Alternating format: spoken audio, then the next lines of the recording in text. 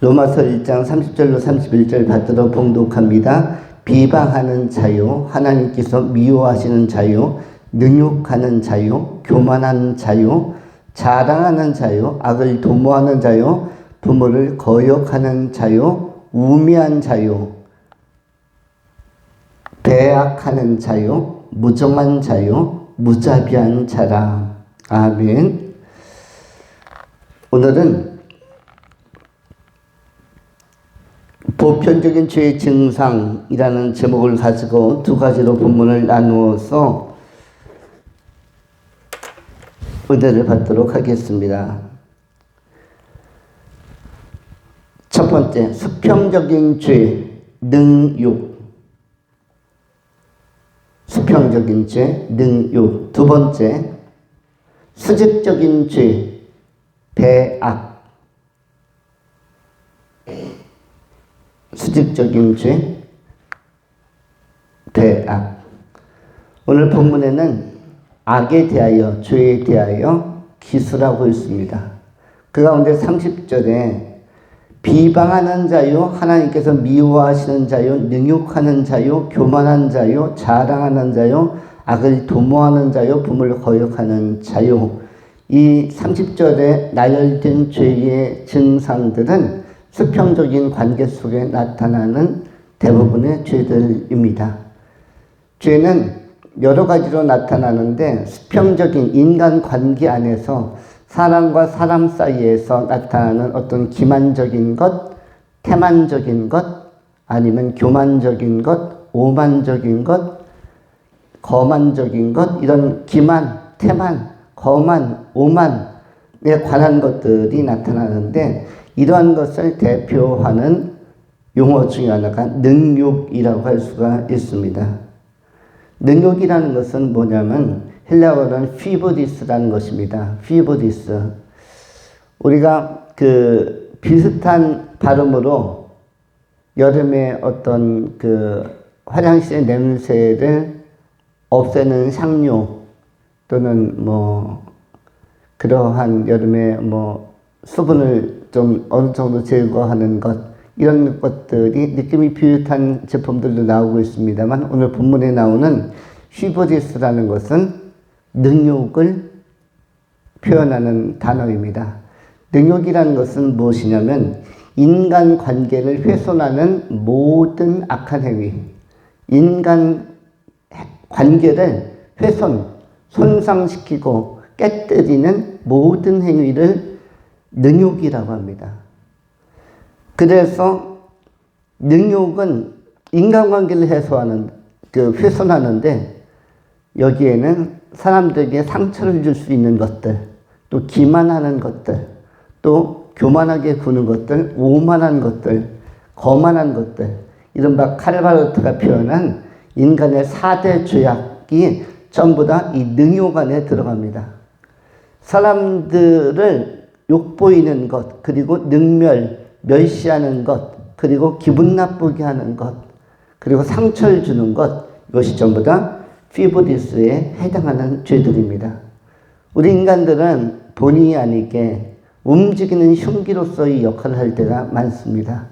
우리 자신이 툭 내뱉은 언어 하나가, 말 한마디가 상대방을 기분 나쁘게도 하고 좌절하게도 하고 어떤 때는 사망에 이르게 하기도 하며 그것이 어떤 때는 속이는 것이 되기도 하고 어떤 경우는 위협하는 것이 되기도 하고 어떤 경우에는 그야말로 한 사람의 자존감을 뭉개뜨리는 요소로 작용할 수가 있습니다. 이런 모든 것들이 수평적인 관계를 깨뜨리고 좋았던 관계를 단절시키고 훼손시키는 그러한 위험 요소로 나타나는데 이것을 뭐라고 얘기합니까? 죄라고 하는 것입니다. 또 간교한 말로 속이고 사기꾼이나 보이스피싱 같은 경우도 역시 마찬가지입니다. 또한 이단으로 끌고 들어가는 이단 교주나 이단 교리에 심취되어진 많은 사람들, 여호와의 증인이라든지 신천지라든지 때를 지어서 다니며 마을 방방곡곡을 다니면서 그들을 그 많은 영혼들을 이단의 처소로 끌고 가려고 하는, 또는 결국 사망의 자리인 지옥까지 끌고 가려고 하는 이 감언이설, 이런 것들이 전부 다 뭐에 속하냐면 능욕에 속하는 것이고 휘브리스에 속하는데, 이것이 바로 수평적인 관계를 전부 깨뜨리는 것입니다. 인간은 언제가 행복하냐면 수평적 관계가 좋을 때 행복합니다. 사람과 사람의 관계, 내가 만나는 사람, 오늘 만나는 사람과의 관계가 좋고, 어제 만났던 사람들과의 관계가 좋고, 내일 미래에 만날 사람들과의 관계가 좋다면 그 사람은 행복한 사람입니다. 현재 만나는 사람과의 관계가 좋고, 이제 잠깐 후에 만날 사람의 관계가 좋고, 내일, 모레, 글피, 다음 달, 그리고 내년, 10년 후 만날 사람들의 관계가 계속 좋다면 이 사람이야말로 행복자요, 행복한 사람이라고 할 수가 있습니다. 근데 능욕, 휘브리스적 존재는 모든 관계가 다 나쁜 것입니다. 과거에 만났던 사람들과의 관계도 나쁘고, 현재 만나는 사람들과의 관계도 나쁘고, 잠깐 후에 만날, 오후에 만날, 몇 시간 후에 만날 사람과의 관계도 나쁘고, 내일 만날 사람들과의 관계는 더 나쁘고, 다음 주에 만날 사람과의 관계는 엄청 나쁘고, 내년에 만날 사람들과의 관계는 말할 수 없이 나쁘고, 미래의 세대에 만날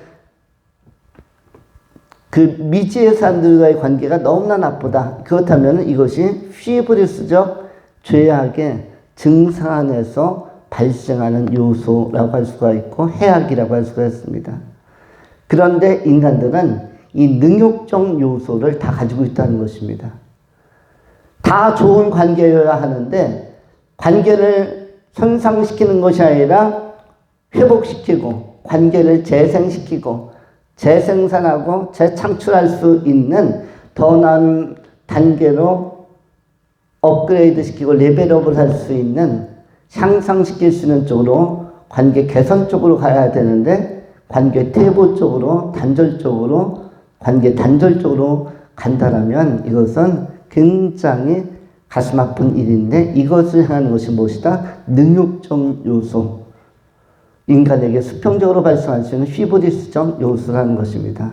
이런 것들이 하나님을 떠날 때, 하나님을 마음에 두기를 싫어할 때 나타나는 그런 한계라는 사실을 바울은 지적하고 있는 것입니다. 우리가 이것을 넘어서서 우리가 그리스도 예수 안에 거함으로 말미암아 우리가 수평적인 관계 안에서도 아름답고 건전한, 그리고 오히려 회복과 그리고 치유와 격려에 더 좋은 연대로 나아가는, 수평적으로도 복과 덕을 선전하는 아름다운 그리스도의 종들이 되실 수 있기를 축원합니다. 두 번째로 배악, 수직적인 관계에 관한 것입니다. 수직적인 관계, 수직적인 관계로 나타나는 죄가 바로 배악인데, 바로 오늘 본문 말씀에 31절에 성경이 이렇게 기록을 합니다. 우매한 자요, 배악하는 자요, 무정한 자요, 무자비한 자라. 그 중에서 뭐가 나오냐면 배악이라는 단어가 나옵니다. 수직적인 관계를 훼손시키는 가장 결정적인 단어가 바로 배악인데, 이것이 헬라어로는 아신테토스라고 합니다. 아신테토스, 배악이라는 것인데, 배악의 기원, 어원은 무엇에 나왔냐면 신실함을 어기는 것, 신실함을 깨뜨리는 것으로부터 이 배악이 발생합니다. 배도란 말도 있죠. 무엇을 배신할 때 십자가의 도, 복음, 예수 그리스도께서 십자가 안에서 제시해 주신 길이요 진리요 생명된 삶을, 이 기쁜 소식을 우리가 저버리고 세상으로 떠나갈 때 이것을 배도 내지는 배신 내지는 배악이라고 합니다. 배자가 들어가면은 다 좋지 않은 것인데, 그 중에서도 신앙적인 요소를 다루는 이 악의 개념, 죄의 개념이 배악이라고 할 수가 있는데, 이 아신테토스, 이 배악이 오늘날 굉장히 심하게 나타납니다. 이 배도가. 그래서 구약 시대에도 여호와 하나님을 저버리고 배도한 사람이 많았고, 출애굽 당시에도 광야에 나왔을 때에 불뱀, 그 여러 가지 우상들, 금송아지, 기타 등등을 만들면서 오히려 가나안 땅으로 가려고 하지 않고 더 진취적이고 더 약속이 있는 소망의 땅인 가나안으로 가지 않고 돌아서서 출애굽했던 그 홍해로 다시 돌아가 이집트, 애굽으로 다시 리애굽하려고 하는, 다시 돌아가려고 하는 그런 성향들, 수구적 성향을 보였던 그런 아론과 많이 그 모의했던 세력들이 있었습니다. 남은 금붙이와 이런 걸 다 모아서 금송아지를 만들자. 그리고 애굽으로 돌아가서 이 금송아지 신을 필두로 해가지고 애굽 바로왕에게 다시 한번 엎드리자. 그것이 바로 배도의 현상이었습니다.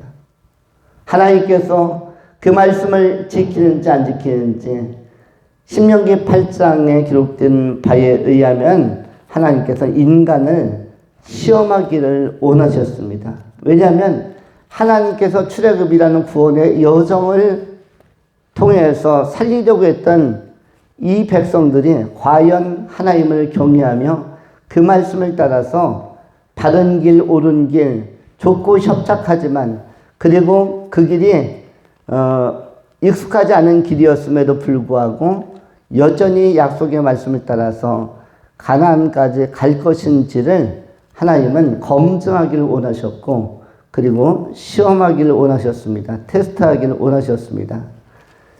신명기 8장 1절부터 성경은 이렇게 말씀합니다. 내가 오늘 명하는 모든 명령을 너희는 지켜 행하라. 그리하면 너희가 살고 번성하고 여호와께서 너희의 조상들에게 맹세하신 땅에 들어가서 그것을 차지하리라.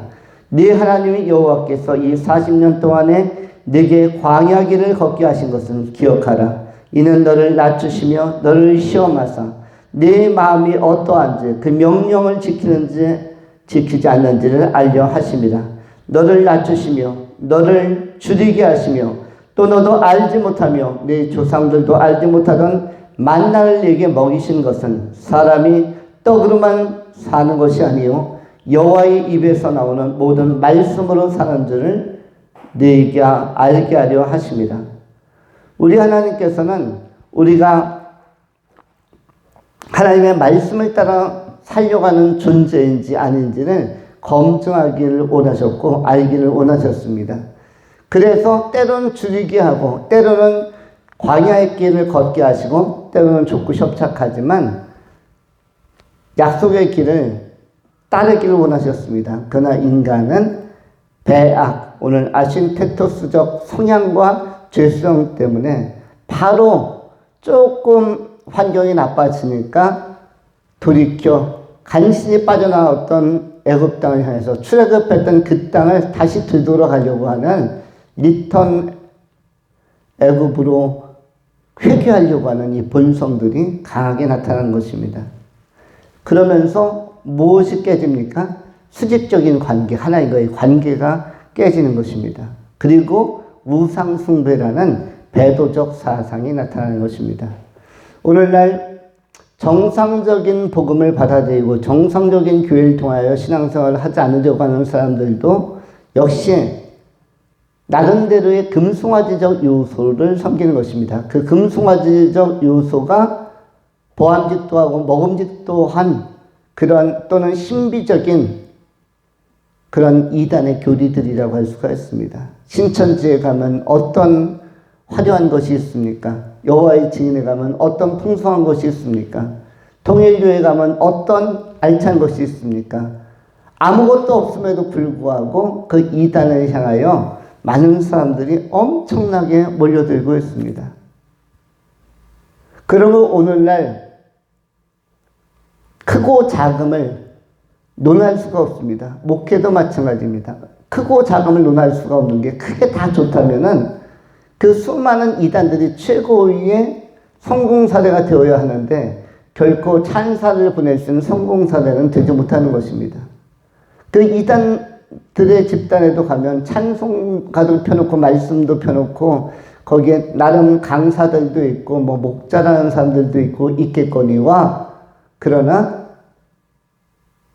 그곳은 생명으로 인도하는 지도자들이 아니요 생명으로 인도하는 공동체가 아니라 사망으로 이끌려가는 배도의 집단이기 때문에 우리는 치명적이라는 사실을 알 수가 있습니다.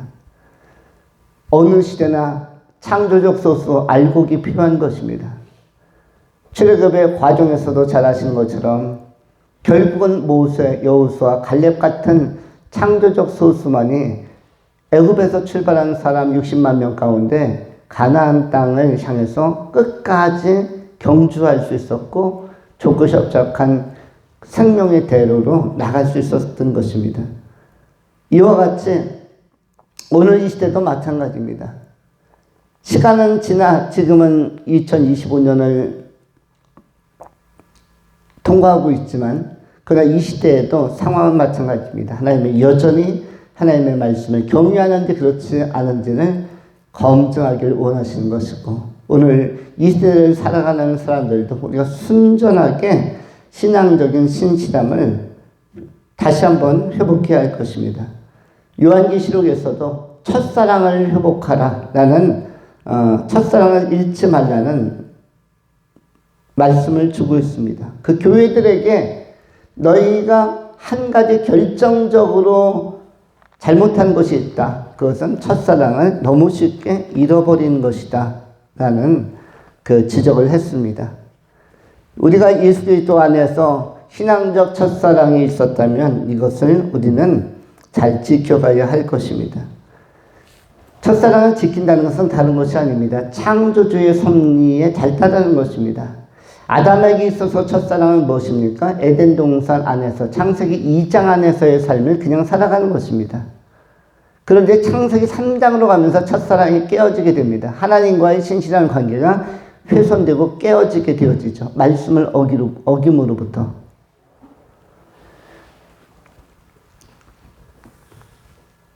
우리는 한 걸음 더 나아가 첫사랑을 지킨다는 것은 참사랑을 지켜가는 것인데 창조적 원리를 지켜가는 것이 첫사랑이라면 예수 그리스도 안에서 구속적 원리를 지켜가는 것이 참사랑이라고 할 수가 있습니다. 하나님의 사랑은 구약시대의 바톤이 신약시대로 넘어가면서 십자가라는 바톤 터치의 지점 안에서 구속주에게 넘어갑니다. 여호와 하나님으로부터 출발한 이 사랑, 신앙, 경외함의 대상이 바로 예수 그리스도 성자에게로 넘어가는 것을 볼 수가 있습니다. 구속주 예수 그리스도를 영접하고 믿고 따르고 그 말씀을 붙드는 것이 참사랑의 표징이라고 할 수가 있습니다.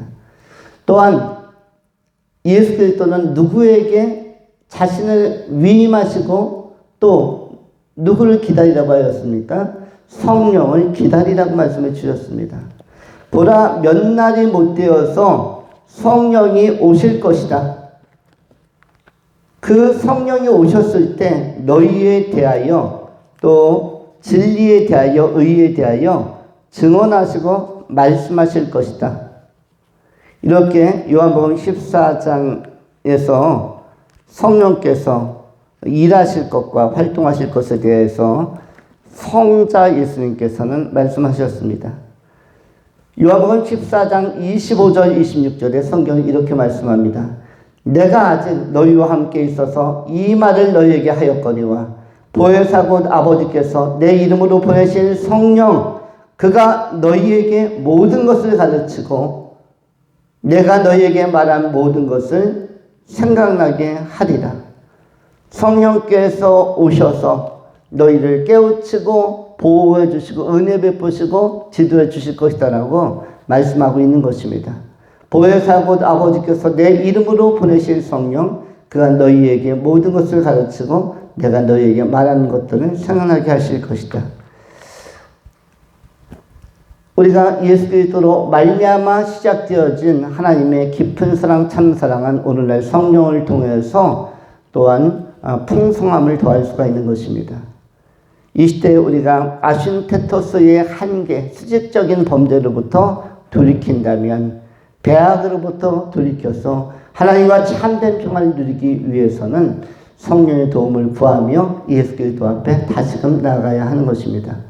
그리스도의 보혈의 능력을 의지하고 그리스도의 속죄의 은혜를 참여하면서 성령 충만함을 받고 그러기 위해서 우리가 기도하며 나아간다면 그것은 우리에게 놀라운 사랑, 첫사랑으로부터 시작된 하나님과의 사랑이 참사랑으로 결실을 맺어갈 수 있는 그런 귀한 도구들이 될 것입니다.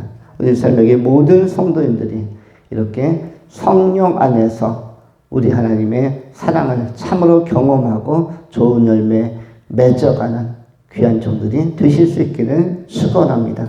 기도하겠습니다. 할렐루야. 존귀하신 하나님, 영광과 존귀의 하나님을 찬양합니다. 우리 가운데 생명 주신 하나님을 찬양합니다. 오늘 이 시대에도 동일하게 하나님의 말씀을 순종하고 그리스도 예수의 말씀을 순종하며 십자가의 증인으로 성령 충만함을 받고 나갈 수 있도록 날마다 힘주시고 지혜 주시고 권능 주시고 인도하여 주시옵소서. 맞이하는 한 주간도 승리한 한 주간이 되어지도록 역사하시기를 구하오며 인내하시는 우리 구주 예수 그리스도 이름으로 축복하며 기도하옵나이다. 아멘.